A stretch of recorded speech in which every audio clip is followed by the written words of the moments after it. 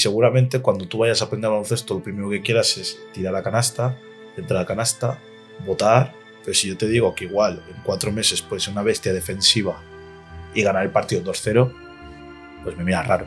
Si de verdad quieres ser jugador profesional, yo eso siempre se lo digo a mis jugadores. El que es bueno defensivamente va a jugar siempre. Porque el que tenga un mal día en ataque, mal. Yo creo que es el mayor consejo de que al final el baloncesto se puede aprender en casa, pero tienes que pensar y tienes que tener intención de aprenderlo desde casa. Es verdad que el deporte femenino tú le das un poquito y te lo devuelve por 4. Sí, pero sobre todo yo digo siempre que el juego masculino es más individualista, se podría decir, o más en situaciones de 1 contra 1, y el femenino es más colectivo, con lo cual también el deporte es más bonito de ver. Has llegado con vida, cuarto, te quedan 2 minutos, tienes un tiempo muerto, tienes la tablilla. ¿Qué se hace en ese momento?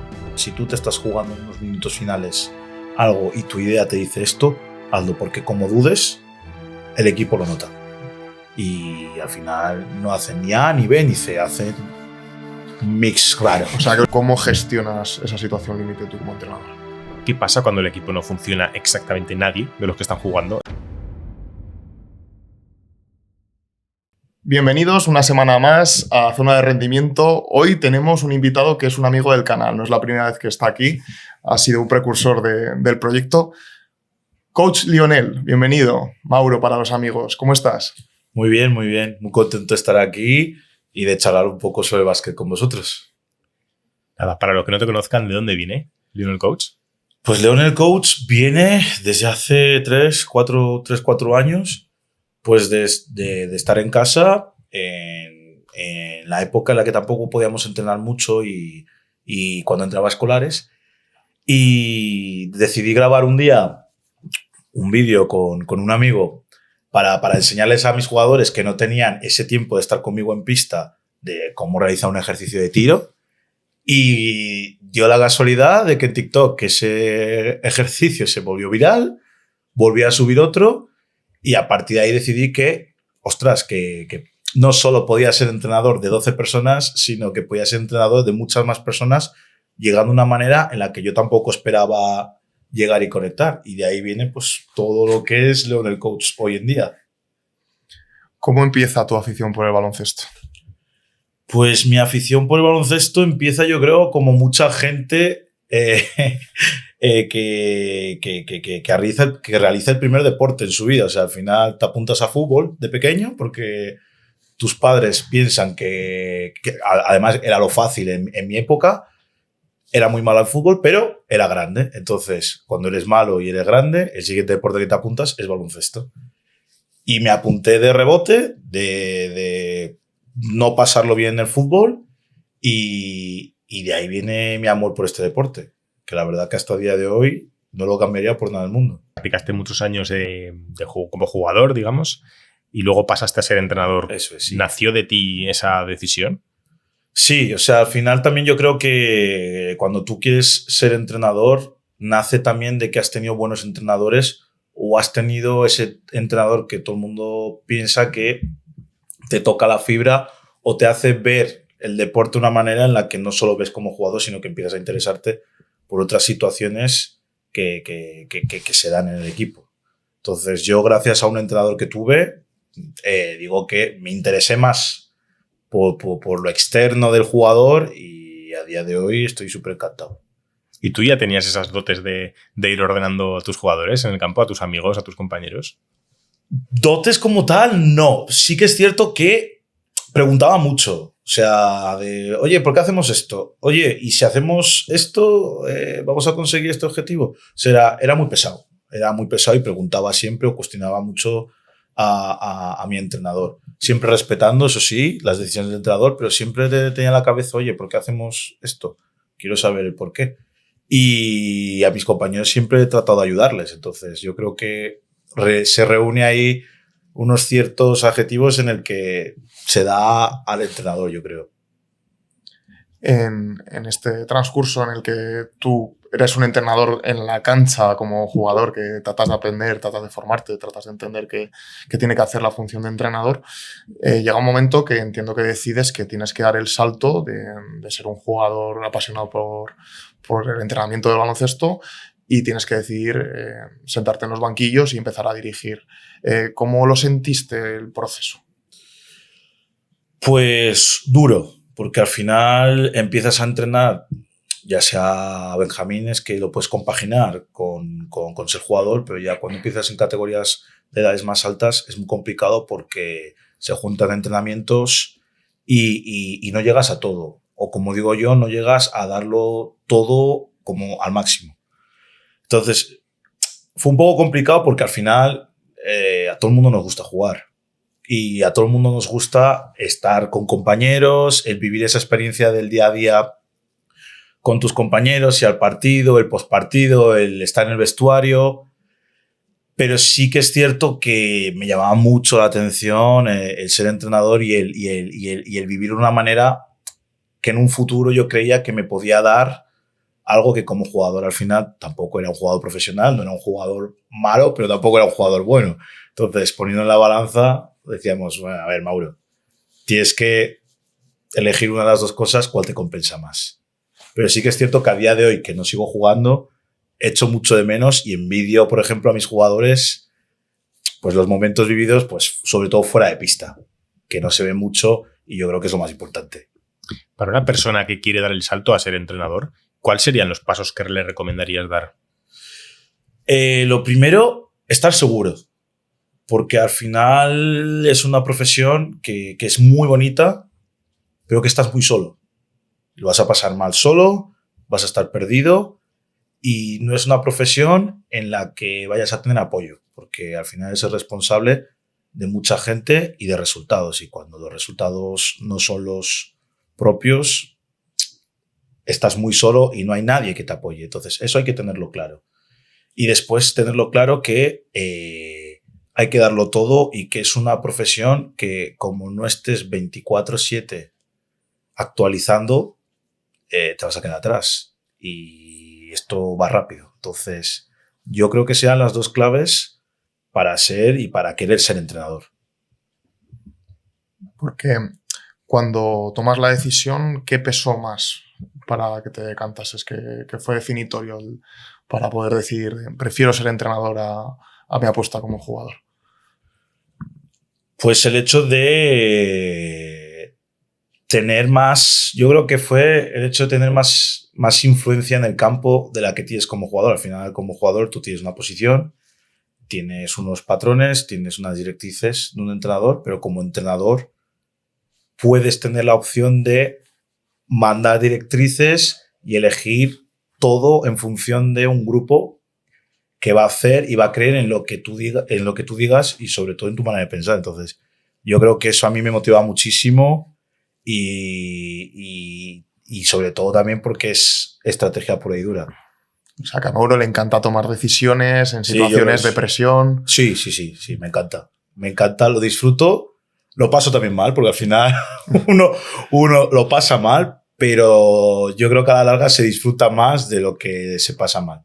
¿Y esto hace que este perfil tenga que tener alguna cualidad especial? ¿O hace falta que esta persona sea de alguna manera en concreto para ser un buen entrenador? No, yo creo que sobre todo a día de hoy hay distintos tipos de entrenadores. O sea, hay el entrenador clásico, que podríamos decir, que es el duro, el palo. Y luego ahora hay entrenadores más modernos que priorizan la psicología o el bienestar del jugador a la dureza o a la disciplina, que disciplina también hay. Pero es distinto, el entrenador cambia y sobre todo es una profesión en la que cualquier tipo de persona entra. Solo que tengamos por este deporte y ganas, yo creo. Y una vez entras, ¿cuál es la vía de aprendizaje? ¿Hay cursos de federación? ¿Hay vía educativa? ¿Qué pasos tendría que dar una persona que se quiere iniciar? Hoy en día la enseñanza se ha digitalizado tanto que al final tú puedes aprender en YouTube. Esto es así. Pasan con las carreras universitarias, pasa con cualquier curso. Sí que es cierto que tú necesitas un curso de federativo en el que te garantice que tienes la titulación como para entrenar. Entonces, sí que aquí en España Hay 3 cursos. Está el nivel 1, está el nivel 2 y luego ya está el CES, que es para el último curso para ser profesional. A partir de ahí yo siempre recomiendo el hacer cursos, el hacer másters que hay también ya aquí en Europa, y sobre todo ver mucho partido y ver ponencias y clinics de otros entrenadores y ver mucho entrenamiento. ¿Cuántos partidos a la semana puede ver Mauro? Pues a ver, viendo pues entre ACB, que ahora con la suscripción de DAZN que te entra a la NBA, que es una maravilla, Euroliga y tal, pues te ves unos 4, 5 mínimo, pero luego partidos que vas a ver tú, los tuyos propios, scouting y etcétera, más de 10, 15, fácil. Y si no son partidos, tramos de partidos, prácticamente todos los días estoy viendo baloncesto. Para el que no sepa cómo es ese trabajo digamos, de puerta trasera, de scouting, de análisis de contrincantes, rivales, ¿cómo es ese trabajo para ti? ¿Qué se hace exactamente en ese tipo de visualizaciones? Sobre todo, yo siempre digo que si haces scouting, a nivel profesional, obviamente, tu grupo de trabajo cambia porque son más personas. A nivel, si estás en autonómico o en tercera fe, por ejemplo, no tienes tanta gente a cargo tuyo. Entonces, yo siempre digo que el scouting bueno es un scouting que te sirva para analizar al rival, para sacar sus fortalezas, sus debilidades y cómo tú te puedes beneficiar de ello. Con eso yo creo que será un scouting bueno y decente.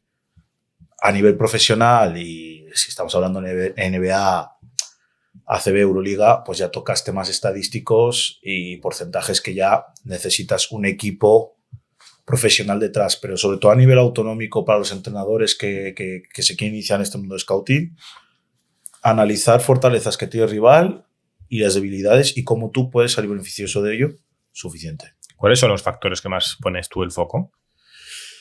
Sobre todo, obviamente, no vamos a mentir que el foco principal es qué jugadores están aportando más en ataque. Pero yo pongo otro foco que es en 3 temas que yo creo que es súper importante, que es en el rebote ofensivo y defensivo, porque al final, cuanto más reboteas, más oportunidades tienes tú de anotar. En las pérdidas del rival, cuanto más pierdas tú el balón, eso significa que el juego es más fluido o menos fluido. Y en los tiros libres. Al final, todo entrenador dice que cuanto más tiros libres tires por partido, más opciones de ganar tienes. Entonces, esas 3 partes para mí es el foco gordo en los que un entrenador tiene que poner la visión, obviando otros temas como cómo defienden, cuántos puntos meten, pero al final yo creo que si tú eres más fuerte en el tema defensivo, en rebotear, en ir a la línea de tiro y en no perder el balón, tienes el 80 o 85% del partido ganado. ¿Tu equipo de scouting, cuántas personas lo compone? Pues ahora con el equipo de las chicas somos yo, mi hermano y otro chico más. Entonces, pues nos vamos turnando un poco el trabajo, porque entre 3 personas, la verdad que me ayudan bastante, porque si yo tuviese que hacer yo solo, más ver partidos, más preparar entrenamientos, es un caos. Pero nos vamos, cada uno tiene su función y nos vamos turnando y la verdad que llegamos a todo, que eso es importante. Sobre todo, ya no tanto el trabajo, que es que hay que meter trabajo, sino ese tiempo de visualización de lo que dura el partido. Si tienes que multiplicar ese partido por 4, pues es mucho tiempo que tienes que invertir. ¿Hay herramientas que os ayuden a ver este análisis? Nosotros trabajamos con NAC Sport, que es un programa de que tú, mientras estás viendo el partido, tienes una botonera. Entonces, cualquier situación que pase en el partido es darle a un botón y todo eso se almacena en una carpeta. Entonces, te beneficia a la hora de, pues si quieres sacar un análisis de cuántas canastas has metido, pues si vas clicando todas las canastas que metes, mientras estás viendo el partido, estás analizando otras cosas, pero también mientras, en cuanto acabas el partido, tú ya tienes un vídeo montado sobre las canastas que has metido. Entonces, el trabajo se reduce bastante y sobre todo el tiempo. Cuando inicias tu proceso de entrenador, ¿dónde empiezas exactamente? Pues empiezo de prácticas en Valdefierro, en el Club Baloncesto Valdefierro, tenía 15 años. Allí pues estuve con un Benjamín y de prácticas pues estás un poco ayudando al primer entrenador, ayudando con el material, aprendiendo, porque al final es un chaval de 15 años con una responsabilidad grande, que son niños, que yo siempre digo que es una responsabilidad grande. Y luego de allí me fui justo 6 meses después al colegio de mi barrio, en el que llevaba ahí baloncesto extraescolar, que es distinto al baloncesto de club, es más una actividad. Y allí conseguimos que esa extraescolar se convirtiese en un club, pero de colegio, que eso fue, la verdad, un éxito rotundo. Que en empresas que llevan extraescolares normalmente no se da el caso, pero nos dejaron trabajar, el grupo funcionó y maravilloso. ¿Cuáles son las diferencias principales entre empresas de extraescolares respecto a un club tradicional? Primero que la empresa extraescolar normalmente tú no eres el deporte principal. Hay más deportes. Entonces, el cuidado y el trato cambia por completo. Y también que muchos niños o mucha gente que va a una extraescolar normalmente va porque o los padres o los familiares salen más tarde de trabajar o porque están los amigos allí. O sea, no es algo que tú vayas de propio a hacer. Hay gente que sí, hay niños que sí, pero también la manera en la que tú enseñas el deporte o la metodología de trabajo que tienes está supervisado por la empresa. Y la empresa lo que quiere es que el niño se lo pase bien. O sea, no estás enseñando a competir, sino que estás haciendo un baloncesto para que el niño se lo pase bien y para que atraigas a más niños. Sin embargo, en un club tú vas de propio al deporte que te gusta y cambia por completo la metodología de trabajo, porque el club se enseña más a competir. Que no digo que en extraescolar no lo hagamos, porque yo lo hacía, pero es distinto. El nivel de competición es distinto. Hay muchas extraescolares que no tienes partido los fines de semana. Entonces, lo que digo siempre, que tú lo que quieres es competir el fin de semana y trabajas por y para competir. Si quitas la competición, estás quitando un factor casi primordial en el deporte, yo creo.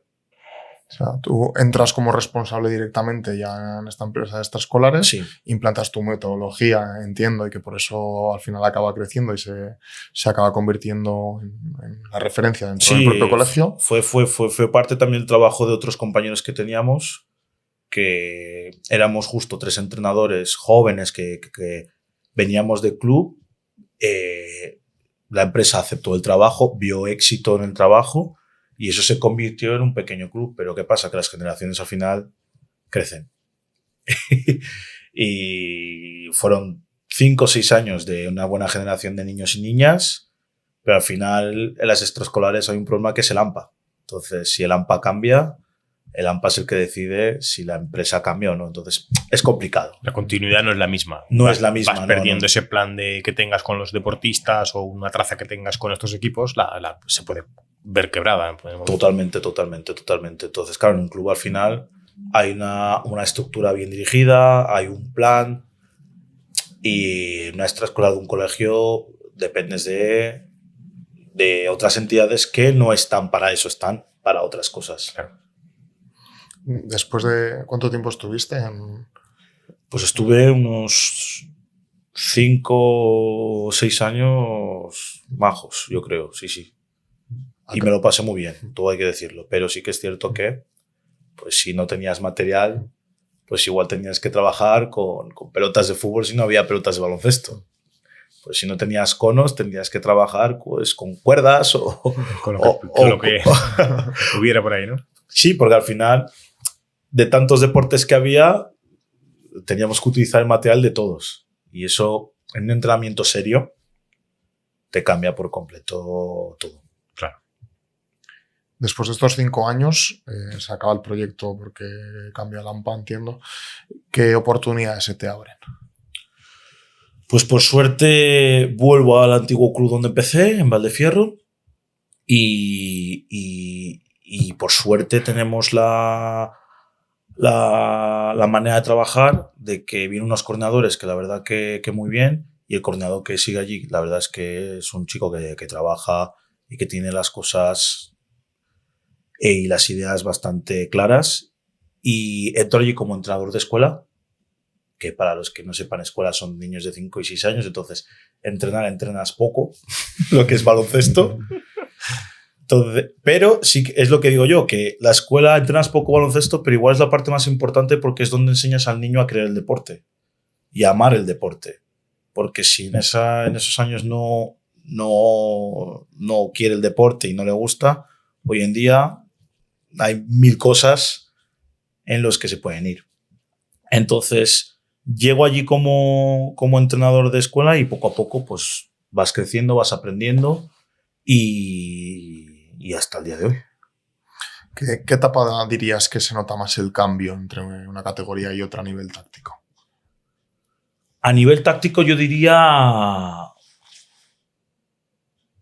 infantil, cadete. O sea, sí que es cierto que de alevín a preinfantil o infantil hay un cambio brutal porque al final yo creo que es la edad donde más cambio físico realizas y donde la canasta cambia. Al final, en vez de ser mini básquet, pasas a canasta grande. Entonces, y de balón también. Entonces la fuerza cambia, las alturas cambian y cambia prácticamente todo. Pero yo creo que a nivel táctico de lo que es baloncesto de formación a baloncesto infantil cadete, yo creo que es ya el chip del cambio del jugador. ¿Y hay enseñanzas imprescindibles que se tengan que dar a esas edades? Sí. O sea, todo lo que es técnica individual en minibásquet tiene que ser imprescindible. Imprescindible, porque al final, a medida que tú creces, la táctica se vuelve más importante en los entrenamientos y la técnica individual no tanto porque se da hecha que has trabajado antes esa técnica individual. Entonces yo siempre a los entrenadores más jóvenes digo, si tenéis que perder partidos, pero tenéis que trabajar la técnica individual repetición tras repetición, tras repetición, tras repetición, tras repetición. Porque luego es complicado. Te encuentras casos de no has trabajado, por poner un ejemplo, el tiro o el bote, pues ya en juveniles o en senior tienes que hacer algo tras bote o hacer algo tras tiro y cuesta. ¿Ahora mismo qué categoría estás entrenando? Ahora mismo llevo 2 grupos. Uno son los chicos que están en segunda aragonesa y la verdad que estamos haciendo un temporadón y muy bien. Y el otro grupo es el Nacional A2 femenino, que son las chicas de Boscos, que también súper contento y ahí estamos peleando a muerte a ver si llegamos a playoff, que sería el objetivo principal. O sea, tú ya has vivido todo el espectro del baloncesto, de los niños de 5 años a gente, jugadores más mayores que tú. Sí, totalmente. Totalmente. ¿Y con cuál te quedas de todas ellas? Yo creo que cada categoría tiene sus partes buenas y sus partes malas. O sea, al final, el ser formador o entrenador de categorías pequeñas, te quedas con la sensación de que has visto crecer a esos niños, desde niños hasta prácticamente seniors. Entonces, eres una parte importante, incluso más importante que familiares. Y te quedas reflejado en el comportamiento de esa persona, en la personalidad de esa persona. Y el recuerdo que esos jugadores se llevan de ti, no hay nada más bonito en el básquet que eso. Pero sí que es cierto que el tema de los padres en formación es complicado. El tema de familiares en formación es complicado. Y luego tienes que saber que cada niño viene de su padre y de su madre y que digas lo que digas, fuera no los educas. Entonces, ¿cómo son los padres del baloncesto? Hemos tenido aquí invitados que han hablado de los padres de sus deportes. ¿Cómo es el padre y la madre de los jugadores de baloncesto? Es cierto que yo no tengo ningún problema en decir que, por suerte, los padres y las madres de baloncesto son o se comportan de una manera mucho más respetable que otros deportes. No tengo ningún problema en decirlo, que en el fútbol es otra historia por completo. Pero sigue siendo papás y mamás que muchos se creen que tienen al próximo Carrie o a la próxima Elena Oma o quien sea y ostras. Pero es lo que digo siempre, al final que los padres vivan esto como si fuera suyo, que lo digo siempre, al entrenador no le afecta, pero estás afectando a tu hijo y tu hijo normalmente estará en un proceso de aprendizaje y en un proceso de búsqueda de sí mismo. Entonces, en el futuro, igual los problemas que tenga él o los complejos que pueda llegar a tener él es por ti. Y los padres no... Hay muchos que no son conscientes del daño que pueden hacer. ¿Tú has llegado a notar esa presión que venga de casa? Sí. Y por una tontería que os voy a poner un ejemplo que parece una tontería, pero el decirle, por ejemplo, a tu hijo, si tú, por cada canasta que metas, te doy 1 euro, que eso lo he escuchado desde que yo soy crío, a abuelos, a madres, a padres. El crío ya va al campo diciendo, buah, tengo que meter 40.000 puntos porque me llevo X dinero. Entonces, lo que estás creando a tu hijo es que, uno, no piense en ganar y no piense en que esto es un deporte de equipo. Entonces, le va a dar exactamente igual pasar la pelota, le va a dar exactamente igual todo. El niño lo que quiere es, tengo que meter puntos porque me lo ha hecho mi padre. Entonces, estás creando allí una personalidad a tu hijo que no tiene por qué tenerla y que en el futuro le va a afectar. Le va a afectar porque los valores tan importantes que son en el baloncesto como el compañerismo, la disciplina, la amistad, no los va a tener. Y es un ejemplo tonto, pero es un ejemplo que yo he visto, pero miles de veces. ¿Y te has tenido que enfrentar a situaciones en las que hayas tenido que hablar directamente con los padres porque o te han recriminado o era insostenible ya y tenías que cortar de raíz la situación? De recriminarme a mí no, pero sí que hubo hace 4 años un momento muy tenso con un padre que fue que trajo a la niña al partido y la niña llorando que no quería jugar el partido, que no quería que le sacara. Obviamente tú como entrenador dices, oye, ¿ha pasado algo con alguna compañera? ¿Qué te pasa? Y que no quería salir ni nada. Y ese partido, era muy joven yo, pues dije, bueno, vale, no quieres salir, no salgas. Y al partido siguiente no vino el padre. Y la niña hizo el mejor partido de su vida, pero el mejor partido de su vida. Al siguiente fin de semana volvió a pasar lo mismo. Vino el padre y la niña no quería jugar. Yo intenté hablar con el padre y la respuesta del padre fue, tú no eres su padre, el que la educa soy yo. Tú estás para lo que estás. Entonces al final, ostras, dices, a tu hija le está pasando algo. Al final nosotros pasamos mucho más tiempo con los hijos y podemos averiguar qué les pasa a los hijos antes que los padres y tu respuesta es que yo estoy para hacer mi trabajo. Mi trabajo es educar a tu hija también. Hasta que me enteré que el padre le metía tal presión en casa que la niña no le gustaba el deporte. Lo hacía por no tener que escuchar broncas de su padre o no tener que escuchar comparaciones con su hermana mayor, que estaba en una categoría tal, etcétera, tal. Entonces, fue una temporada muy tensa y al final, pasados los años, me he vuelto a encontrar a la chica que ya es más mayor y dejó el deporte. Ahora ya que estás en ligas, digamos, un poco más amateur, un poco más semiprofesionales, ¿cómo es un entrenamiento más típico de estas divisiones? Pues depende un poco también del calendario. O sea, siempre hablamos un poco de qué partidos tocan sábado, qué partido toca domingo, qué días entrenas, si entrenas lunes, si no entrenas lunes, si entrenas 2 días seguidos. Entonces, dependiendo un poco de esa situación, la carga cambia, pero un entrenamiento tipo puede ser calentamiento previo, y luego, pues, un poco de tiro o calentamos un poco en situaciones de tiro y luego ya es trabajar prácticamente toda la hora parte táctica. O sea, en situaciones reducidas, de 4 contra 4 o ya 5 por 5. Y en profesional, la mayoría de los entrenamientos son 5 por 5 y situaciones de tiro porque al final entrenan, pero juegan cada 3 días. Entonces, el cuerpo y la intensidad de los entrenamientos no puede ser la misma. Pero un entrenamiento tipo sería calentamiento y ya trabajar parte táctica y preparación de partido. Tú que gestionas equipos tanto femenino como masculino y muy diversos, ¿haces distinciones en el tipo de entrenamiento? O sea, ¿se tiene que entrenar de manera distinta ambos? Es una gran pregunta y géneros? es una pregunta que está causando mucho problema, porque claro, masculino y femenino los podemos tratar iguales, pero no son iguales. Al final, el físico no es igual. Un ejemplo muy claro es, en masculino tú puedes hacer un mate, en femenino se puede hacer mates, pero es complicado. Entonces, la manera de entrenar o la manera de defender cambia por completo.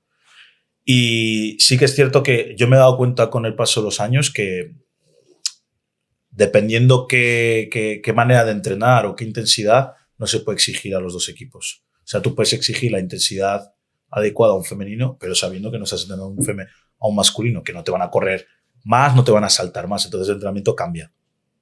Cambia y la forma de jugar también cambia. ¿Cómo se ve afectado a nivel táctico? ¿Qué situaciones se dan más en el femenino? Por ponerte un ejemplo,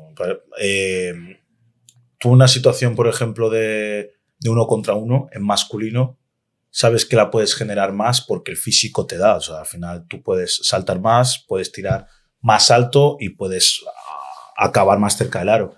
En femenino, eso no se da. Entonces, el juego tiene que ser más colectivo o ayudar a que en una situación 1 contra 1 haya algo de ventaja. Eso no significa, repito, que no haya situaciones 1 contra 1, que no, o sea, hay calidad, pero el deporte cambia. Yo creo que en todos los deportes el físico al final y cada año que pasa es más importante y cuanto más físico tienes, más capacitado estás para realizar ciertas cosas. Pero sobre todo yo digo siempre que el juego masculino es más individualista, se podría decir, o más en situaciones de 1 contra 1, y el femenino es más colectivo, con lo cual también el deporte es más bonito de ver. A nivel de vestuario, a mí me generaba mucha curiosidad, viniendo nosotros del deporte individual, el ecosistema y cómo puede cambiar un vestuario incluso dentro de una misma temporada a nivel de relación personal. ¿Cómo es un vestuario de un equipo de baloncesto? Yo creo que es lo más difícil que hay, porque tienes que ser consciente de que en un partido tienes 12 jugadores, si no tienes 14 o 15. Si tienes 15, 3 no te van a jugar ya. Entonces tienes que saber que el lunes 3 los vas a tener a cara de perro y cabreados contigo. Y incluso de los 12, sabes que 2 o 3 no van a jugar los minutos que ellos creen, porque muchas veces decimos que los jugadores creen que tienen que jugar muchos minutos y no piensan como un entrenador. Entonces, muchas veces cambias a un jugador y piensa que está haciendo algo mal y no es capaz de pensar de que igual el partido o la situación ha cambiado y necesitas otro perfil de jugador. No significa, pero eso no lo entienden. Entonces, es complicado. Y es lo bonito del deporte, gestionar personas, ¿no? Pero yo, por la suerte que tengo, no tiene un vestuario difícil de llevar, pero sí que es cierto que cada semana tienes que hacer un juego psicológico para que todos estén motivados. Porque al final somos una familia y como 2 no estén motivados, el barco se hunde. Eso es así. Estás hablando mucho de motivación, de psicología. ¿Afecta mucho la psicología a la hora de tener una buena racha o no superar X barreras mentales? Para mí es lo más importante. O sea, pero sin duda. Hoy en día, la cabeza y la psicología de una persona y de un equipo es lo más importante y puede, ante nivel táctico, ante la calidad del jugador, pero una barbaridad. Y cada año yo creo que es más importante aún. Se está viendo que ahora todos los equipos profesionales invierten dinero, pero una barbaridad en psicólogos deportivos, en asistentes personales, incluso ahora hay hasta entrenadores personales que trabajan por y para el club para cuidar mejor al jugador y la cabeza del jugador. O sea, es lo más importante en el deporte hoy en día, bajo mi opinión. ¿Cómo se hace un trabajo para superar una mala racha o para esta persona que tiene esa limitación? Actualmente tengo una mala racha, ¿cómo se hace para revertir esa situación? Primero, como entrenador, tú tienes que ver que en un equipo de 12 jugadores o de 15 jugadores, no todos piensan igual. Entonces tienes jugadores que ante una mala racha lo toman peor y son capaces de no desconectar, y hay otros que sí. Pero yo siempre me pongo como ejemplo. Tú tienes que, cuando hay una mala racha, tienes que insistir en que al final son rachas y seguir adelante y con la motivación hacia arriba, porque al final tú eres la cara del equipo. Entonces, somos seres humanos y es verdad que he tenido rachas en las que no ganas de un partido y estás desmotivado. Es normal, si no, no eres un ser humano. Pero tienes que tener la capacidad de, tú puedes estar desmotivado, pero tienes 12 personas que dependen de ti. Entonces, arriba siempre y con la mentalidad de que, gracias a Dios, este deporte es un deporte de que hay un partido siempre cada semana. Entonces, cada semana tienes un reto por delante que es superarte. Y luego yo creo que las victorias después de una mala racha saben mucho mejor. Pero es complicado porque al final tienes que gestionar 12 cabezas y cada cabeza es un mundo. Hemos visto entrenadores muy duros, no voy a nombrar, no voy a poner nombres sobre la mesa, pero hemos visto entrenadores que igual no tienen ese factor humano tan trabajado, o que ese plano más personal no lo tienen tan bien. ¿Afecta mucho este factor dentro de la plantilla? A día de hoy yo creo que sí, o al menos por mi experiencia yo creo que sí. Es verdad que tú tienes que tener dureza porque al final si quieres competir tienes que ser más duro. Pero es lo que digo siempre. Tú como persona está bien que te den palos, pero si te dan zanahoria también te reconforta. Y si solo das palos, al final los jugadores se hartan porque no puedes vivir solo con críticas. Entonces hay que saber dar zanahoria. También es cierto que si no das ni un palo, la relajación es grande y el ego de una persona y de un jugador, sobre todo un jugador, sube y puede incluso subir de una manera en la que estés incluso por encima tuya. Y eso no se puede dar. Entonces, yo siempre digo que es mejor palo y zanahoria. ¿Tenéis algún tipo de herramienta o de estrategia para trabajar la psicología? Sí, nosotros este año sí.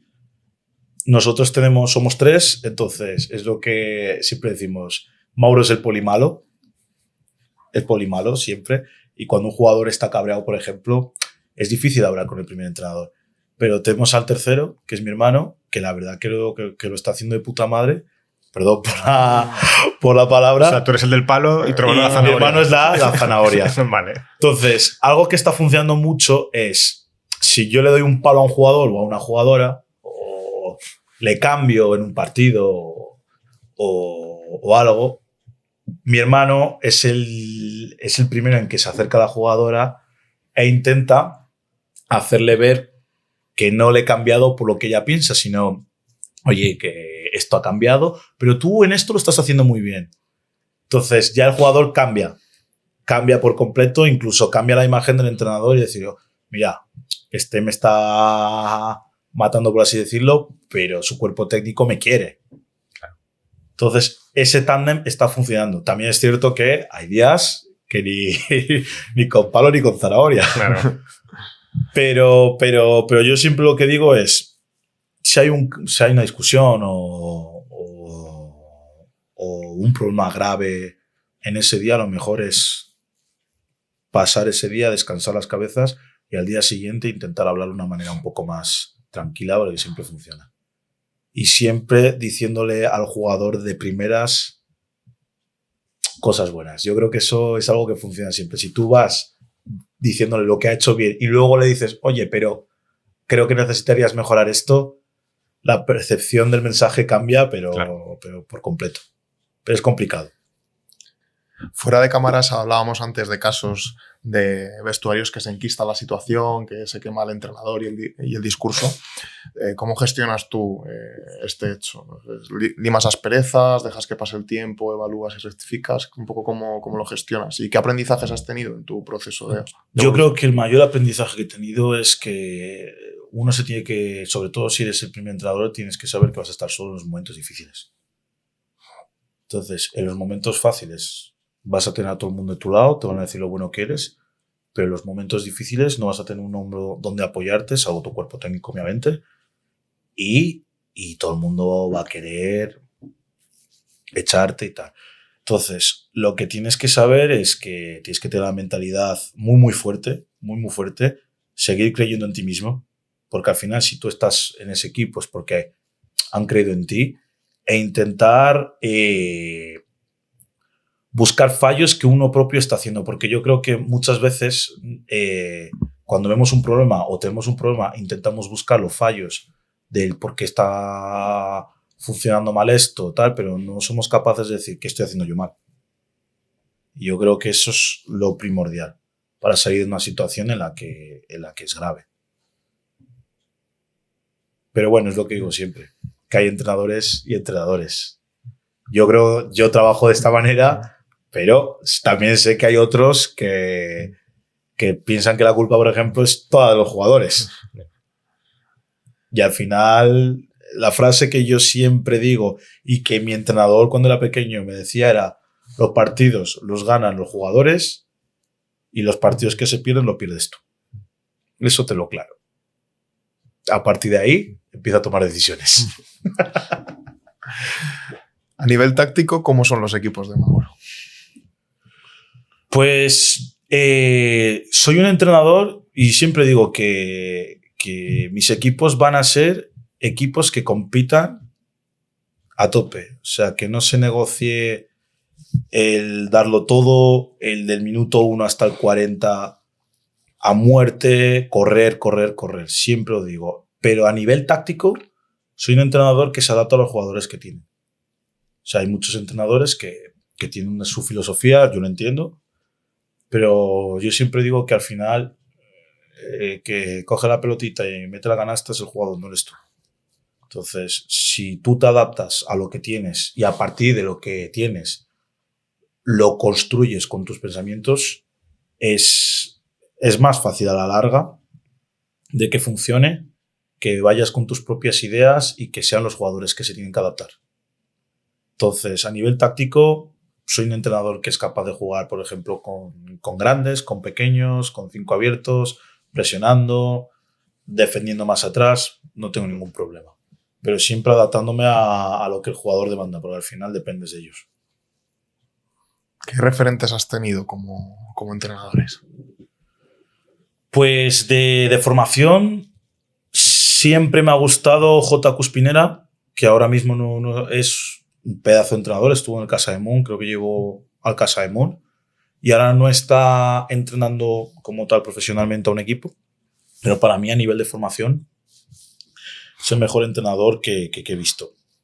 Sobre todo es la manera de comunicar y la manera de transmitir al jugador, no se ha visto a otro entrenador. Y a nivel de profesional, NBA, es fácil decir Scariolo, porque yo creo que se lo merece y que al final hemos aprendido todos y hemos disfrutado todos con la selección y todo el mundo dice que es maravilloso lo que ha hecho, pero nadie ve el trabajo que hay detrás. Al final tienes que motivar a 12 tíos que crean en ti y que vayan a muerte contigo durante 8 o 9 años.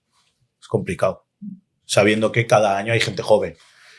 Y luego Steve Kerr, el de los Warriors, porque creo que no se le da el valor que se le tendría que dar a Steve Kerr, y sí a los jugadores, lo que digo siempre, que cuando se ganan, los jugadores se ensalzan. Y ahora que los Warriors, por ejemplo, no están en un buen momento, hubo hasta temporadas que decían que había un cambio de entrenador, cuando yo creo que el que cambió el deporte a día de hoy no es Curry. Está muy bien decir que es Curry por los triples, pero el que cambió el deporte yo creo que es Steve Kerr, pero sin duda.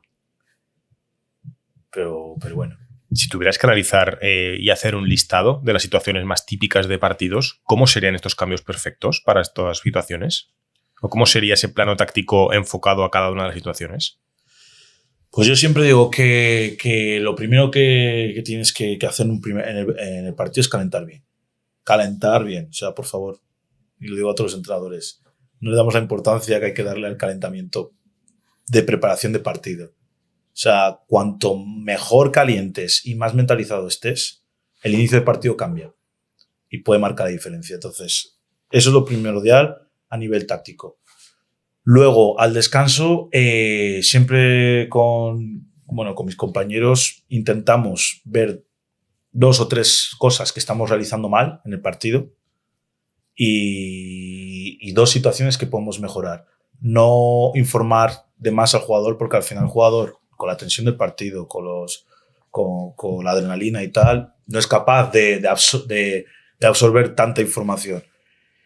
Y luego al final del partido, yo siempre digo que para acabar un partido tienes que poner a los 5 que mejor estén. Siempre.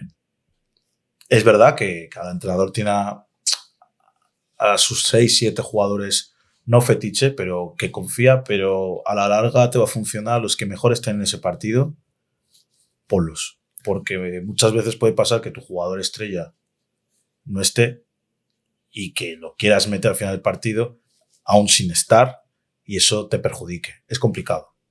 Nada es mantener el estado de flow de los jugadores durante esa situación. Siempre. Y no dudar, porque si eres el mejor tirando pero vas con dudas, seguro que... Claro, ahí está. Y luego adaptarte al rival. Es lo que digo siempre, que tú no puedes ir con tus ideas y morir con tus ideas. Al final, el partido puede darse de una manera, o que tú prepares el partido de una manera concreta, y a los 3 minutos tener que cambiar de táctica porque pues o tienes acumulación de faltas, o ese quinteto que has sacado, que tú has pensado que te podía funcionar, son seres humanos y pues uno no está, el otro está fallando los tiros y el otro está pensando en qué malo soy o qué bueno soy. Entonces, adaptarte rápido. Y eso sí que es cierto que necesitas un buen segundo entrenador que sea capaz también de decirte, oye, mira, esto no está funcionando, vamos a cambiar. Y eso es complicado. ¿Qué pasa cuando el equipo no funciona exactamente nadie de los que están jugando? Está el pivot que no coge un rebote, el tirador que no mete una, ves que no está conectado. ¿Qué se hace en ese momento? Siempre digo que lo mejor ahí es intentar cambiar la manera de jugar con otros jugadores. Por ponerte un ejemplo claro, pues si el pivot no está cogiendo ni un rebote o no está jugando bien, pues intentar poner otro tipo de jugador que no tenga por qué hacer esas labores, porque al final estás haciendo lo mismo, estás cometiendo el mismo error. Entonces, intentar cambiar el pivot por otro tipo de jugador que te pueda dar otras opciones en ataque que no te esté dando este jugador. Siempre lo digo. O, por ejemplo, yo lo digo mucho, que no estamos corriendo, no estamos jugando bien en ataque. O porque nos están defendiendo y en ataque posicional nos está costando meter canastas. Pues vamos a intentar cambiar la manera de intentar llegar a meter canasta. ¿Cómo? Corriendo. Pues juegas a posiciones más cortas y al contraataque. Sabiendo que si juegas al contraataque, el control del partido no lo vas a llevar tú y va a ser un partido un poco más de ida y vuelta. Eso es. Pero tienes que cambiar. O sea, es cuando el quinteto entero no está funcionando, tienes que cambiar radicalmente la manera de jugar. Y lo bueno que tiene este deporte es que te da la libertad de poder cambiar cómo y cuando quieras. O sea que dentro de un partido puede haber 1000 micropartidos distintos. Sí, yo siempre lo suelo decir con mi cuerpo técnico, que en el baloncesto hay 4 partidos. Que si tú estás pensando en el partido de 40 minutos, a ver cómo llegas a los últimos 5 minutos. Lo que hay que hacer son 4 partidos, 4 cuartos, 4 partidos. Yo tengo que ir a ganar el primer partido, que es el primero. Independientemente de lo que vaya a pasar en el segundo. A mí lo que me interesa es el primero. Porque hay muchos entrenadores que dicen, bueno, no, si llegamos vivos al... Si tú vas pensando en llegar vivo al minuto tal... A lo que llegues ahí... A lo que llegues allí... Ha pasado de todo. Entonces, el primer cuarto hay que ir a ganar el primer cuarto. El segundo cuarto hay que ir a ganar el segundo cuarto, independientemente de lo que haya pasado en el primero. El tercero igual. Y en el último cuarto igual. Y luego ya ves en el último qué pasa. Pero siempre digo que mis partidos son de 4 partidos en uno. Y normalmente si ganas 3, puede ser que te lleves el partido. Has llegado con vida, cuarto, te quedan 2 minutos, tienes un tiempo muerto, tienes la tablilla. ¿Qué se hace en ese momento? Pues mira, justo este fin de semana, con las chicas contra Olivar, pasó que íbamos al descanso perdiendo de 15. Entonces, ¿qué haces? Vas perdiendo de 15, el equipo desmotivado, no funcionaba nada. ¿No te puedes ir a casa? No te puedes ir a casa, te estás jugando playoff contra un rival directo y pierdes de 15 en casa. Paré un segundo con mi cuerpo técnico, les dije, es que quiero entrar y volverme loco. Y me dijeron, no, a ver, calma, porque, vale, vas perdiendo de 15, pero te quedan 2 partidos más. Entonces, vamos a analizar qué está pasando y cómo mejorar. Y por suerte me dijeron que no estábamos corriendo lo suficiente y la intensidad, no en ataque, sino la intensidad defensiva y la concentración no era la misma. Entonces, intentar meterles la cabeza en que no vamos a ganar el partido atacando, incluso perdiendo de 15, porque al final el jugador la sensación que tienes, ostras, voy perdiendo de 15 puntos, tengo que atacar. No, sino vamos a intentar defender mejor y ya veréis que defendiendo mejor se ataca mejor, porque no te están metiendo canastas y tú poco a poco vas metiendo. Entonces, hicimos eso y llegamos al último cuarto, bueno, al último minuto, vivos. Y respecto a tu pregunta, pues pasa que tú puedes escribir cualquier cosa en la pizarra, que el jugador en ese momento, con los nervios, No está pensando... faltaba un minuto. Y yo, por ejemplo, no dije, oye, van a quedar 22 segundos, no quedaba un minuto, quedaban 22 segundos. Aguanta la posesión y cuando eso, juégatela. Pero aguántala, porque como tires en el segundo 3 la metas, el otro equipo aún le queda una posesión. Sí. Chicas, concentradas. Nada, segundo 5, pum. Canasta. Y tiro libre, y la metió. Pita el entrenador de tiempo muerto y les digo, por favor, concentradas en defensa, por favor, concentradas. Tener cuidado con la espalda, que os van a coger la espalda todas. Sí. Chicas, por favor, tener cuidado con la espalda. El plan A es que no hay plan B. O sea, tener cuidado con la espalda porque lo van a coger. Sí. Pero claro, en ese momento yo también las entiendo. Están que te estás jugando la vida, la cabeza está a lo que está, que no me digas más información porque al final no la recibo. Pues llegamos y la primera posesión, la última, nos coge la espalda y nos mete en canasta. y me abro con el palo. Bueno, en ese momento, claro, yo miro a mi segundo entrenador y me dice, calma, que no es el momento de pegarle un grito. Porque ella, por ejemplo, la jugadora sabía que la había cagado, la había cogido a la espalda y yo la miro así y hace, perdón, y digo, vale, ya está. Pues ahí tienes que tener esa fuerza y esa capacidad de decir, vale, la quieres matar, porque la quieres matar, pero tienes que cambiar el chip de decir, venga, vamos a hacer esto. Y por suerte ganamos el partido, pero luego les dije, tías, hay que tener una mayor concentración, pero es complicado. O sea, está bien decirlo como entrenador, pero es lo que decimos, que al final tú no juegas. Estas situaciones límite que sean bastante en el baloncesto, o cambio de ritmo ya, o pierdo el partido, y ya no quedan más partidos dentro de una serie, ¿no? Me la juego ahora. Que todas tus jugadoras están nerviosas, que todo depende de tu decisión. ¿Cómo gestionas esa situación límite tú como entrenador? Pues es complicado porque tú también por dentro estás nervioso. Y esto no lo decimos los entrenadores, pero no pasa nada por equivocarse. O sea, y no pasa nada por decir que yo en ese momento estaba más nervioso que ellas, porque ves que te puedes decir una liga o un trabajo durante un año en 3 segundos. Entonces, los nervios que tengo o los nervios que tiene el entrenador son abismales, de temblarte la mano. Pero es cierto que no te van a decir nunca, oye, no, yo escribo esto en la pizarra o mando esto. No. O sea, y en ese momento se te pasa 1000 cosas por la cabeza. 1000 sistemas, 1000 historias, pues lo que digo siempre. Si tienes un apoyo te frenan, oye, este está anotando a ti desde este lado. Pues es más fácil. Pero yo no tengo ningún problema en decir en que yo me faltan 3 segundos y me juego la temporada y estoy más nervioso que cualquier persona. Pero eso no es malo. Yo creo que no es malo. Sí que luego tienes que tener la capacidad de, vale, vamos a tener un segundo de cabeza y pensar rápido. Y lo que digo siempre, lo que pienses en ese segundo, hazlo.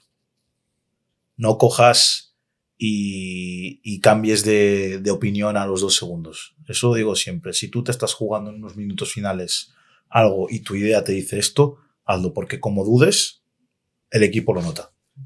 y al final no hacen ni A, ni B, ni C, hacen un mix raro. O sea, que un entrenador, además de ser psicólogo, de ser gestor, tiene que ser actor, ¿no? Hay que aprender a transmitir. Sí. Tienes que ser actor, porque como te vean mal o como te vean nervioso, al final ese nerviosismo se lo transmites al jugador. Pero es un deporte tan maravilloso y tan desgraciado, por así decirlo, que al final, si te notas nervioso, la culpa es tuya. Y no somos conscientes de que somos personas. Pero hay que actuar siempre. Incluso tú puedes tener un mal día, como cualquier persona, un mal día, y que no te apetezca entrenar porque tienes un mal día, pero esa tarde tienes que ser el mejor entrenador del mundo.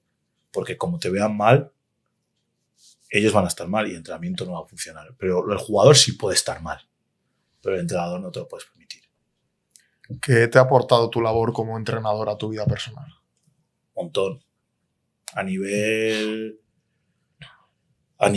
mental, de tener la cabeza más amueblada, de controlar mejor mi vida o las acciones que yo hago en mi vida, y sobre todo tener una mentalidad mucho más fuerte. Porque al final estás recibiendo críticas de todo el mundo todos los días y es complicado. Pero yo diría que el mejor valor que se me queda en la vida personal es el tratar con las personas y el entender a las personas mejor. Yo creo que desde que soy entrenador entiendo a las personas mejor. Porque al final te tienes que responsabilizar de tanta gente que tienes que saber cómo piensa tanta gente que al final esa gente te está dando una riqueza que tú no tenías a nivel personal. Entonces yo creo que es lo mejor que me voy a llevar es a nivel personal entender mejor a las personas y entender cómo piensa cada persona y ver que tu opinión o cómo piensas tú no es lo único. Y eso te abre la mente muchísimo, yo creo. Después de este bloque de entrenador, de club, tú lo petas en un momento de tu vida a través de TikTok, que hemos hablado antes. Sí. Absolutamente inesperado, absolutamente sin intención de hacerlo. ¿Cómo lo vives este inicio en TikTok?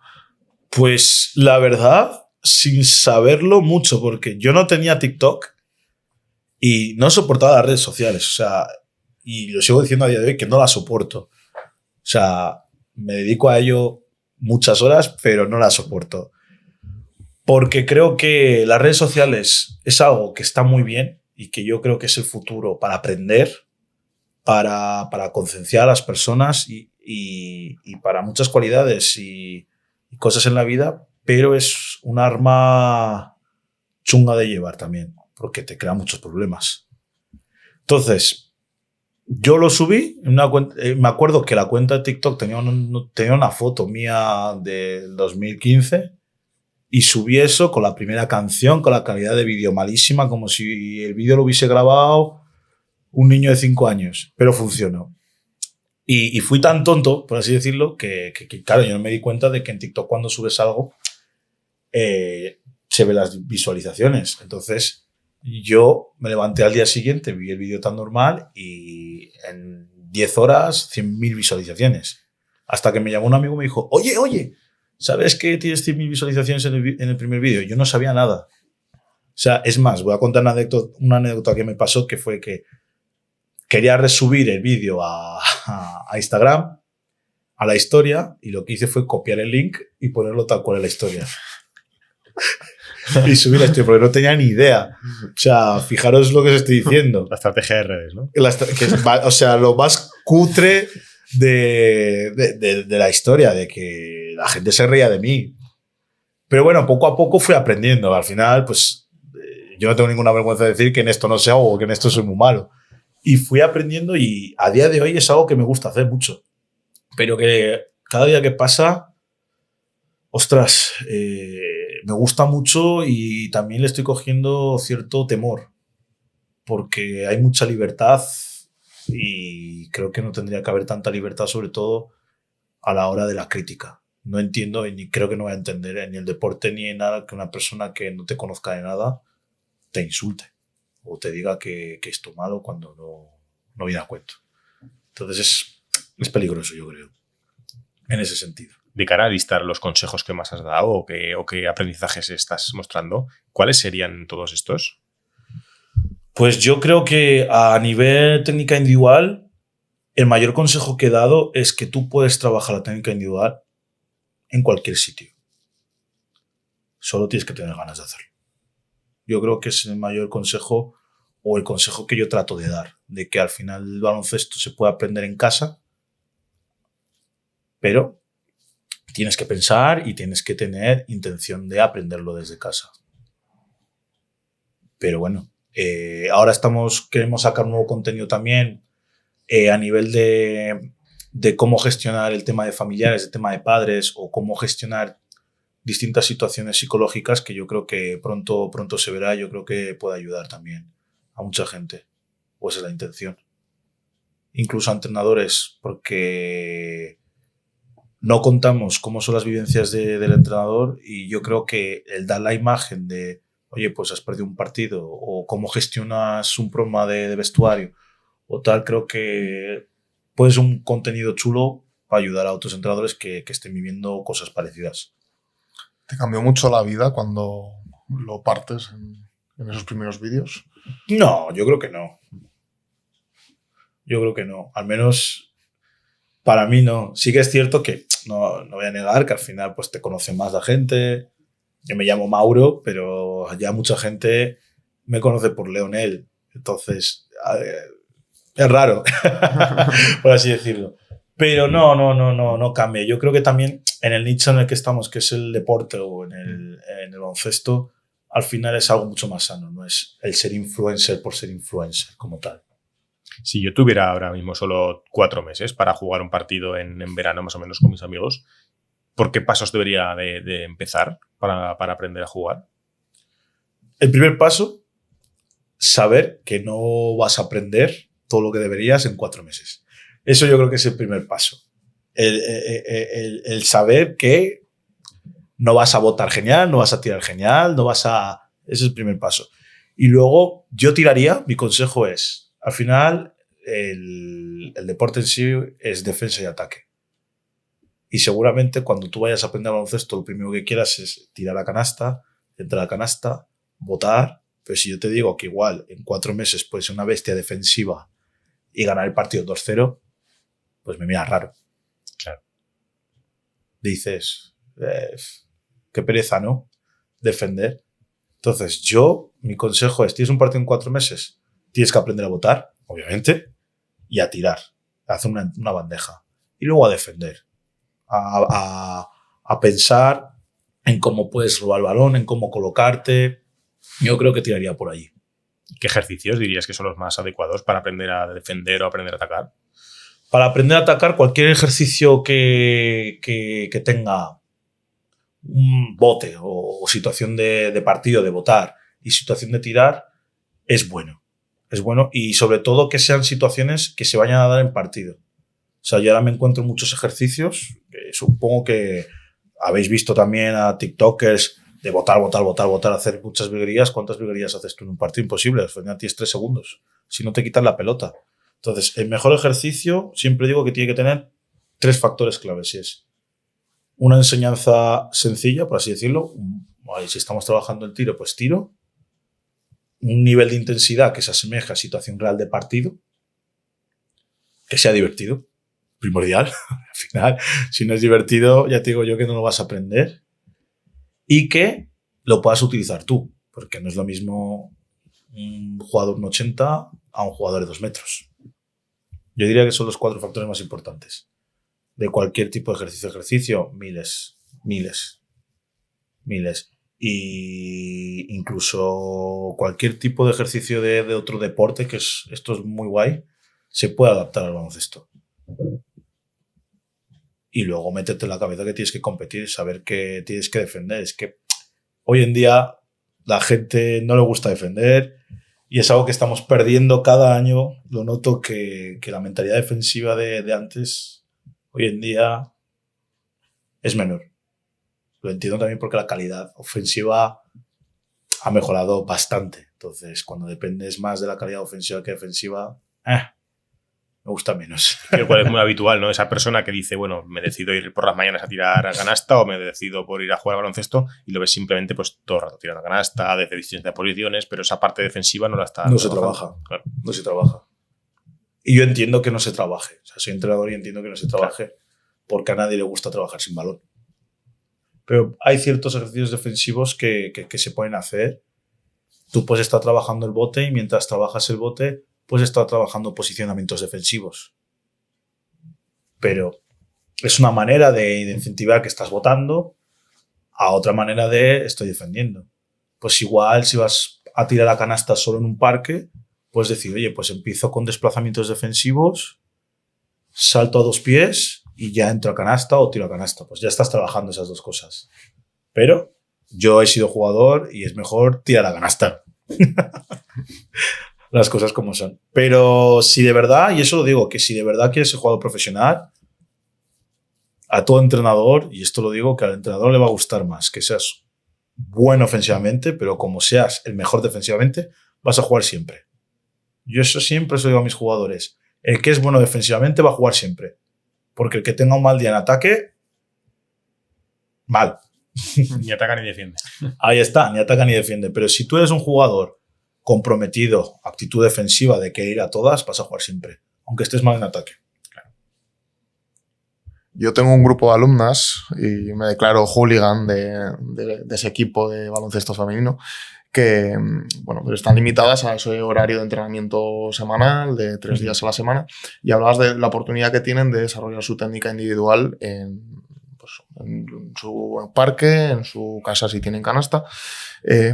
¿Qué consejos o qué claves dirías que para estas edades de baloncesto de 13, 14 años pueden mejorar y deberían centrarse para maximizar su rendimiento en un corto plazo?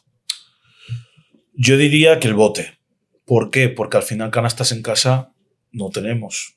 O si tú te vas de viaje o te vas de vacaciones, es complicado tener canastas. Entonces, algo que siempre puedes trabajar es el bote. Y muchos dirán, ¿y cómo trabajo el bote? Tú puedes trabajar el bote con cualquier tipo de pelota. Puedes estar en casa. Obviamente con una pelota de baloncesto en casa es complicado. Pero puedes trabajar cualquier tipo de bote con pelotas de tenis, con pelotas de goma espuma. Entonces, mi mayor consejo es trabaja el bote aunque sea sentado y que estés botando todo el rato, porque eso al final te va a dar una capacidad que te va a hacer destacar por el resto de los demás. Entonces, siempre que puedo digo a mis jugadores, trabajad el bote porque es algo que puedes trabajar casi dormido. Pero las excusas de no, es que no, o sea, al final el baloncesto es un deporte que hay que tirar, pero tú para llegar a tirar tienes que botar. Entonces lo primordial es botar.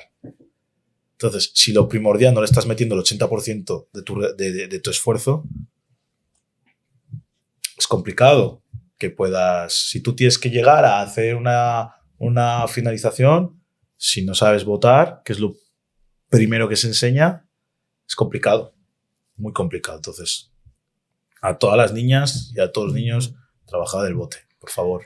Y en el caso de que se puedan juntar con un compañero para trabajar esta técnica de tener un apoyo, ya sea un padre, un amigo, ¿qué tips les podemos dar para que trabajen? Además de seguirte a ti en tu cuenta y seguir. Podéis seguirme a mí y podéis seguir a miles de entrenadores que hay, porque la verdad es que la comunidad de entrenadores que hay en el baloncesto nos respetamos todos y está creciendo, y en Aragón está creciendo cada día más, lo cual me alegra. Empecé yo, pero está la situación a tope.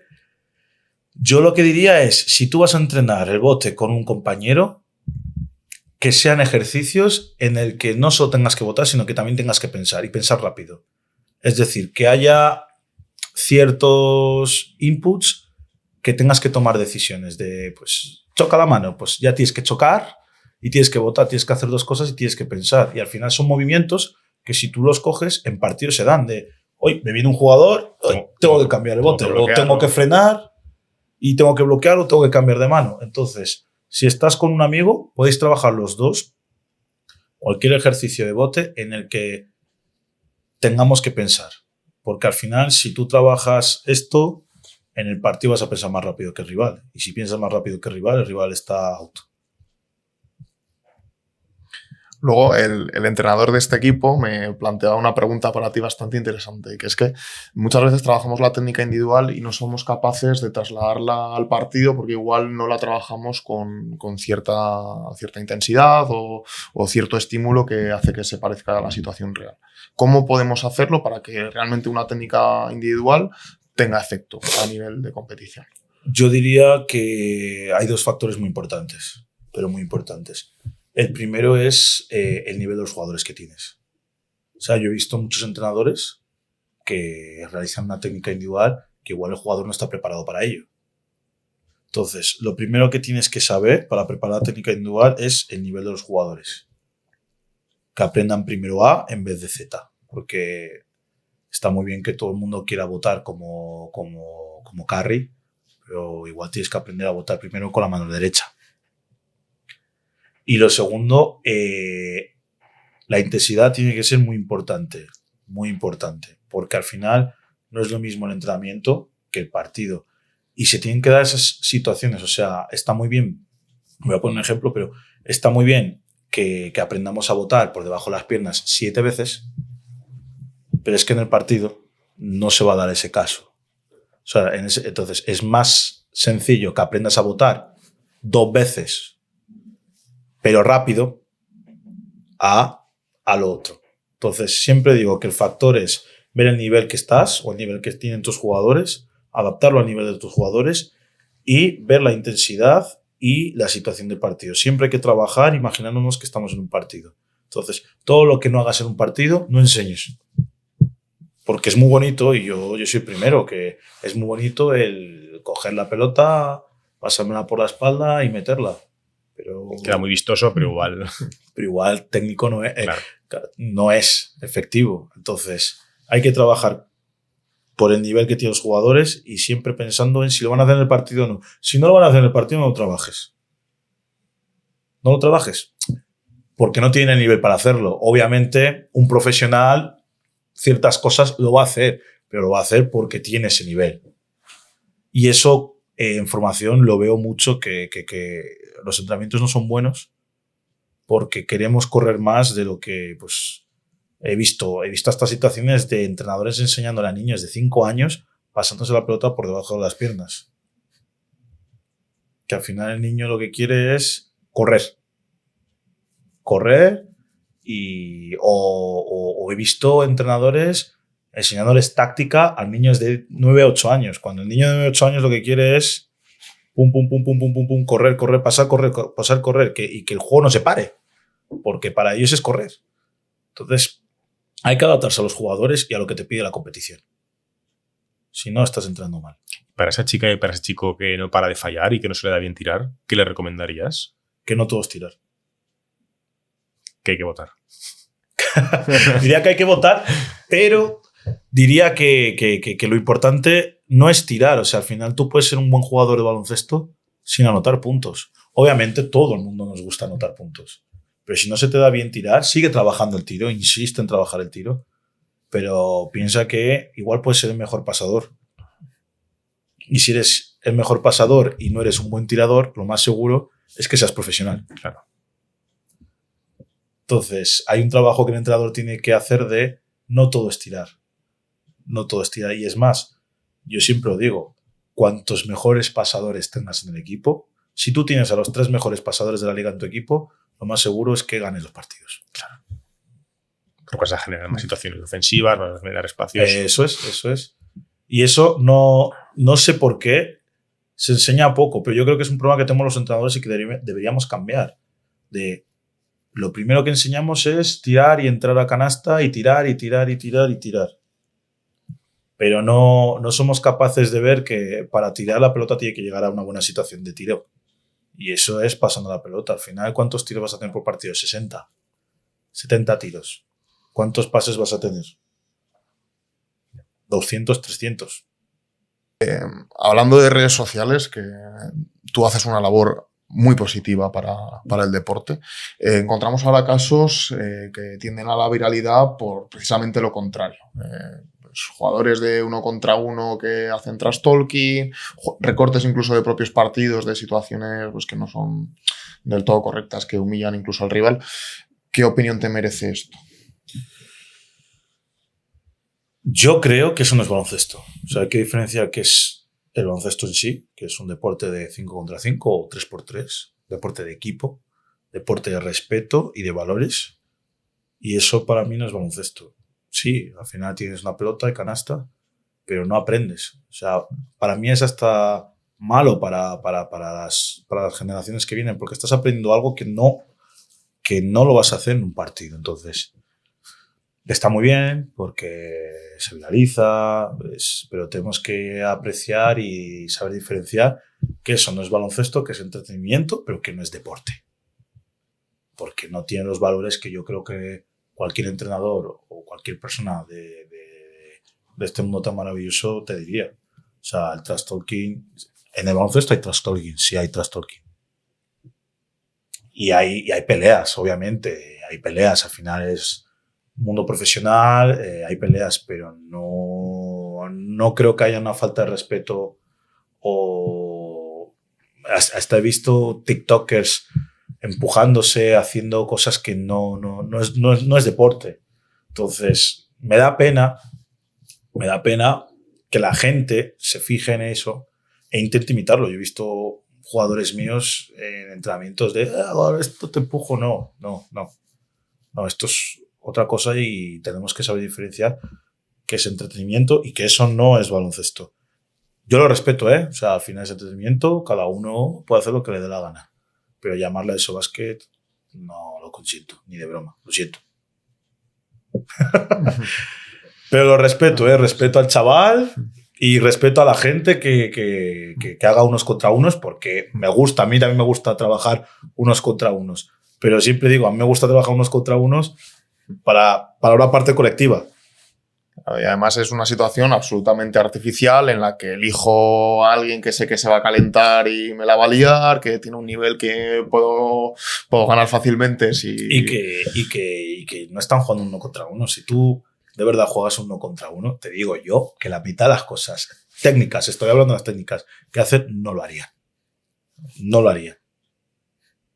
Pero están para dar show y a mí me ha salido alguna vez en TikTok y te echas unas risas, pero estoy convencido de que cualquier influencer o tiktokero de estos que hacen estas cosas juegan contra un profesional de tercera FEP y el de tercera FEP gana y fácil.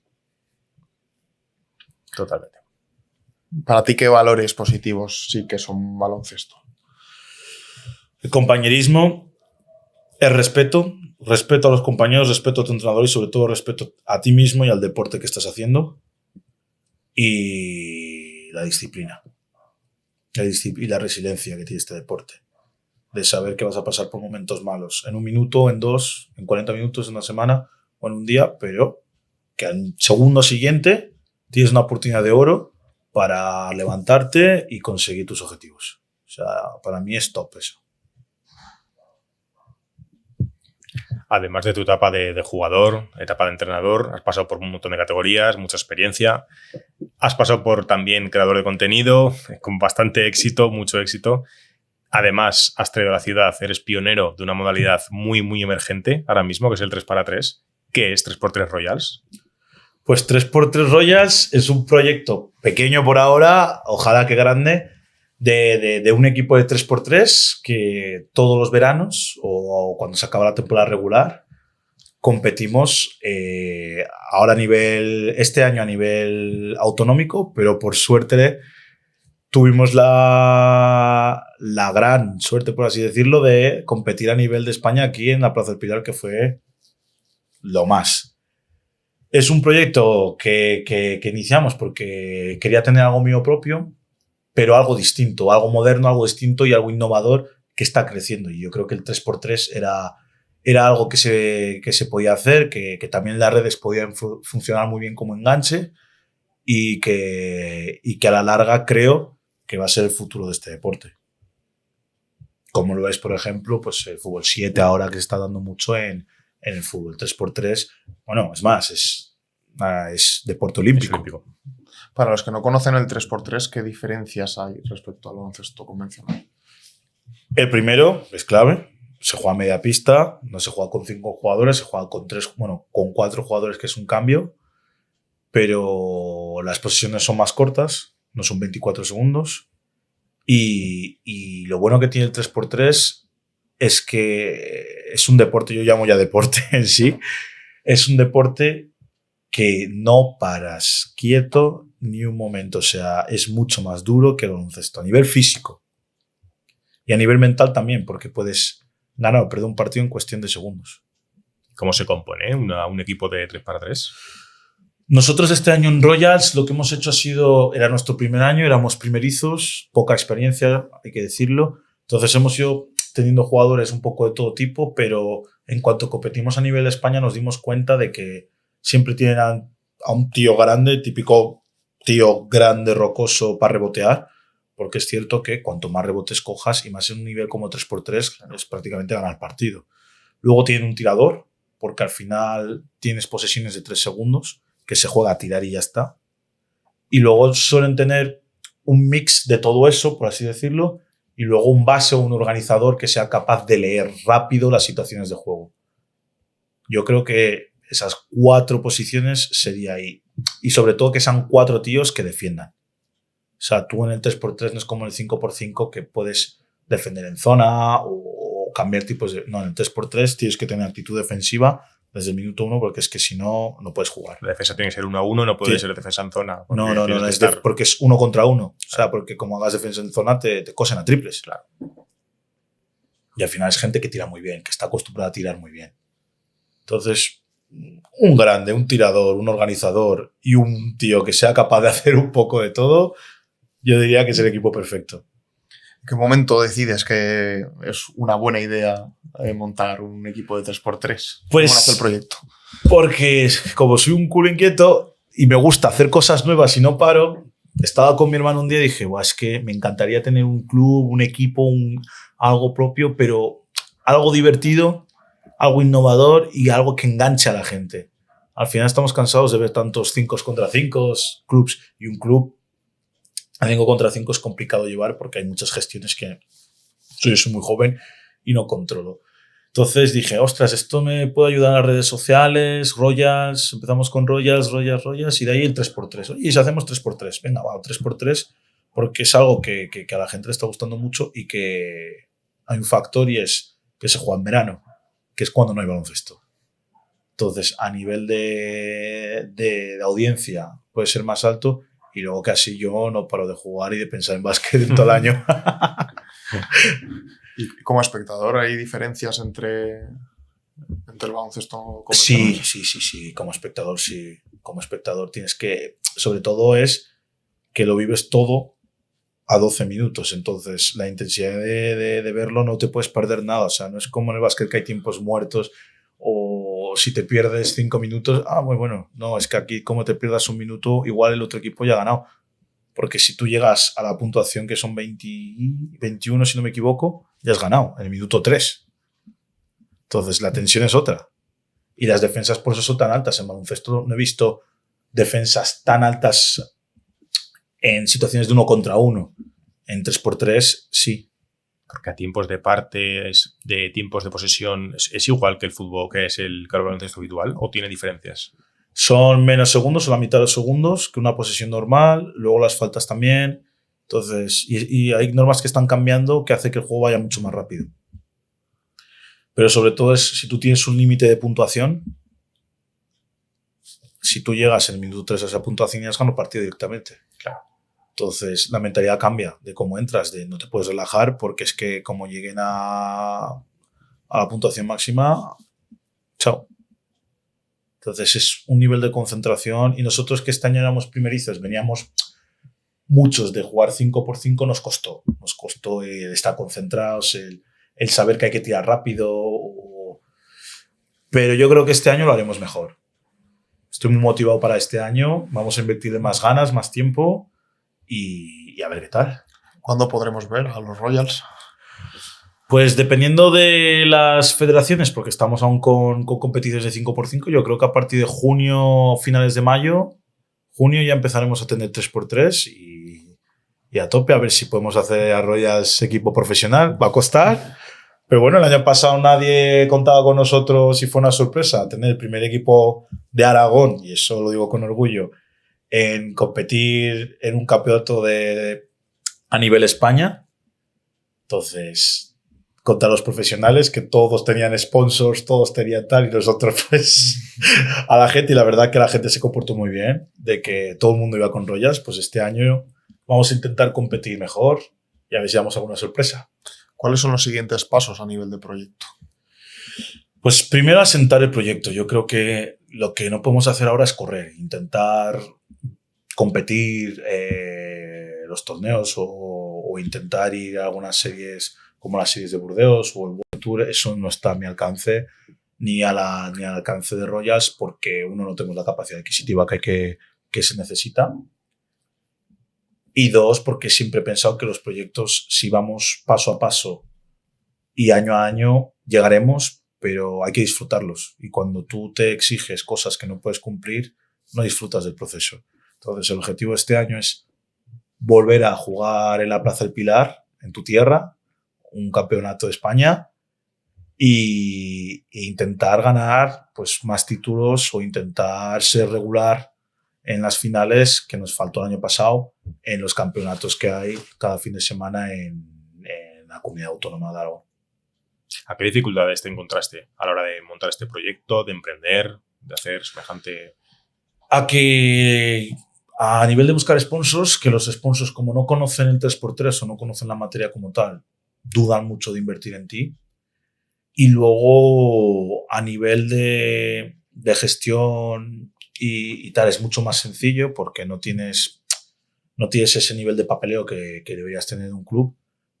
Pero sí que como es un deporte que es tan igual, que un jugador profesional puede jugar y un jugador amateur pueden jugar, e incluso los jugadores amateurs pueden ser mejores, esto pasa. O sea, los que ganaron el oro olímpico no son jugadores profesionales, pero no son tops ACBs, son de oro, de plata. Yo estoy convencido de que serían capaces de ganar a profesionales top.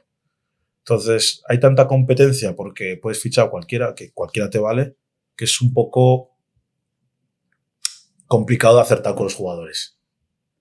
Al menos el primer año. Este año tenemos claro lo que queremos, tengo claro qué jugadores o qué tipo de jugadores queremos y jugadoras, que empezamos tarde con el femenino, nos dio una sorpresa muy buena y este año vamos a invertirle más porque creo que hay que invertir en el deporte femenino. Si juntásemos a los mejores jugadores de la ACB actualmente, a los 3 mejores, y los hiciéramos competir contra 3 jugadores profesionales de 3x3, ¿quién ganaría? Buena pregunta.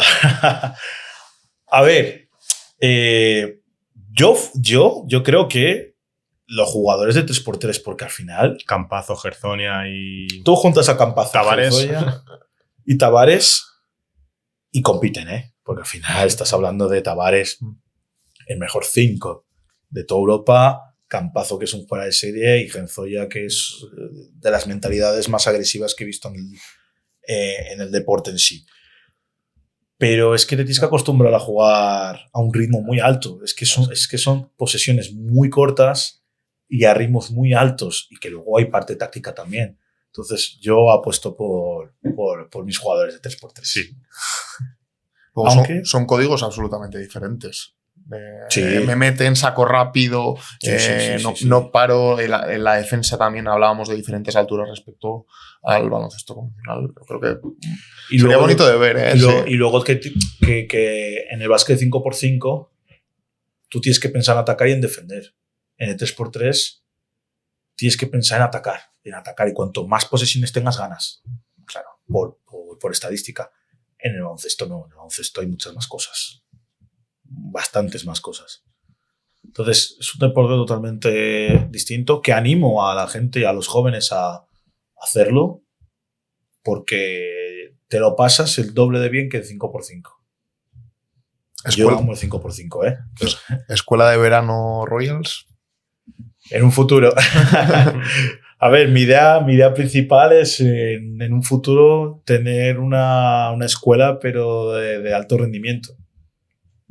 aquí en Zaragoza. Es algo que he soñado siempre y es algo que lo voy a hacer no sé cuándo, pero la Royal Academy estará aquí en Zaragoza sí o sí. Sin desvelar mucho tus secretos y tu fórmula de la Coca-Cola, ¿cómo sería esta academia?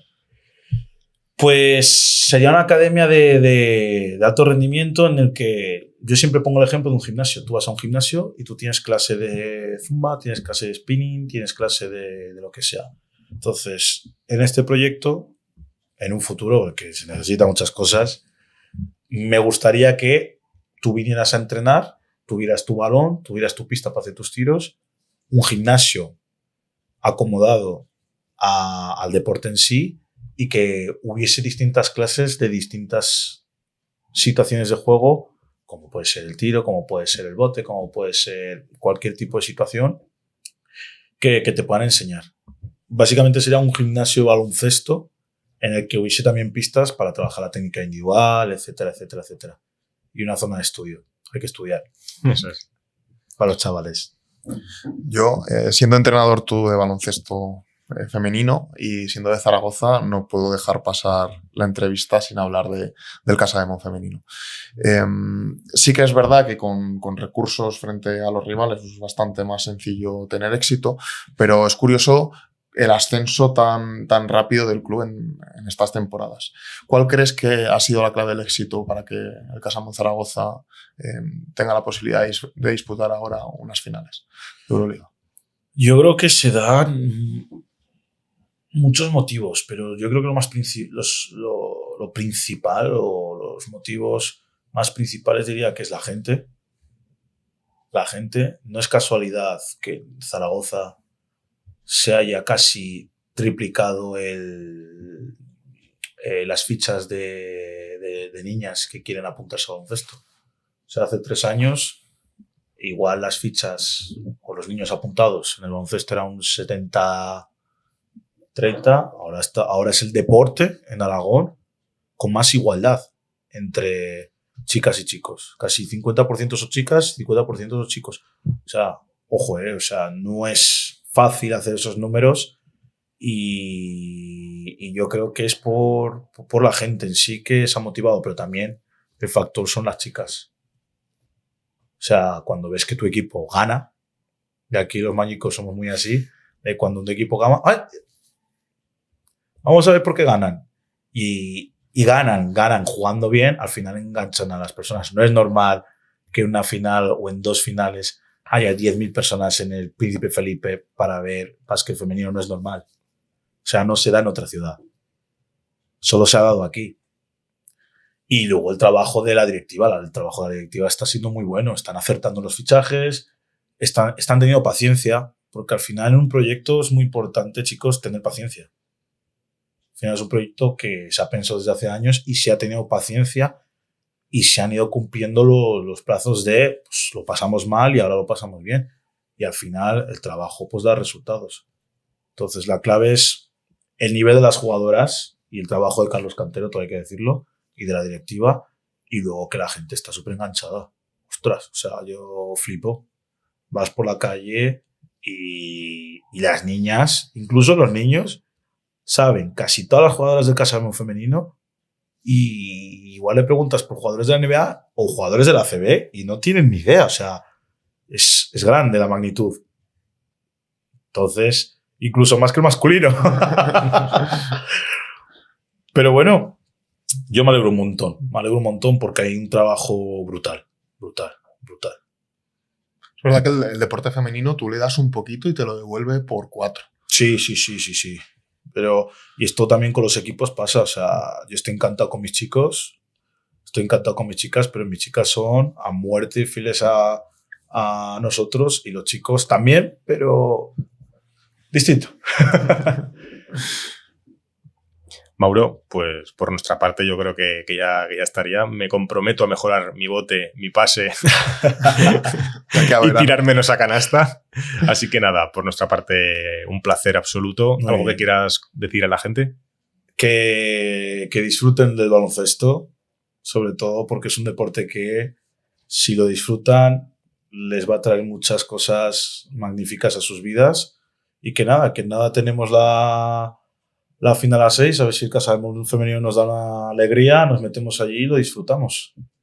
Y por vuestra parte, encantado. Ya sabéis que yo estoy a tope con vosotros, con este movimiento, y que en 4 meses, pues igual podíais echar 1 contra 1 a ver si le ganáis a los del TikTok.